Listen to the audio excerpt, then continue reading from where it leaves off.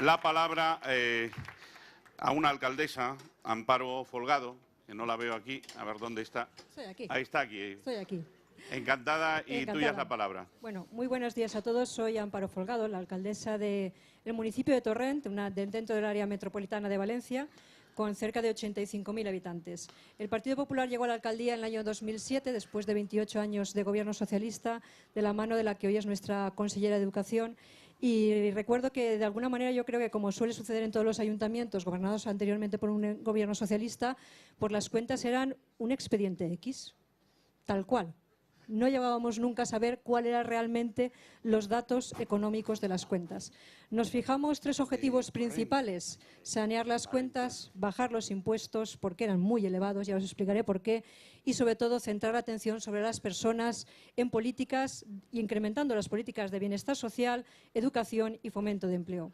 Solamente en el recibo del IBI, la contribución que llevamos nuestros ciudadanos torrentinos, tenían un tipo impositivo en la época socialista que en 7 años ha bajado del 0,86 al 0,53 que tenemos en este momento actual. Solicitamos una revisión catastral porque el anterior alcalde socialista había tenido a bien, viendo el boom inmobiliario, solicitar una revisión catastral para tener un mayor incremento en esa recaudación. Solicitamos en 2011 esa reactualización a los valores actuales. Se han bajado los valores, se sigue con esa bajada, pero lo más importante es que seguimos actuando sobre las personas. Tenemos 1 millón de euros dedicados a presupuestos participativos, algo que ahora la gente siempre dice que hay que participar para que los ciudadanos decidan en qué quieren y qué se gaste en su propio barrio.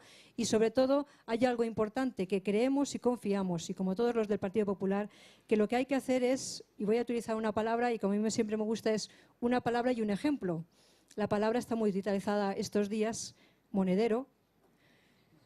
Entonces, lo que creo que lo más importante y lo que todos queremos siempre aplicar es llenar, voy a utilizar algo que nosotros damos a nuestros vecinos, sus monederos, para que de alguna manera ellos también puedan llenar los monederos, haciendo que la economía crezca y sea como tiene que ser. Muchas gracias. Muchas gracias, Amparo, también por cumplir el tiempo.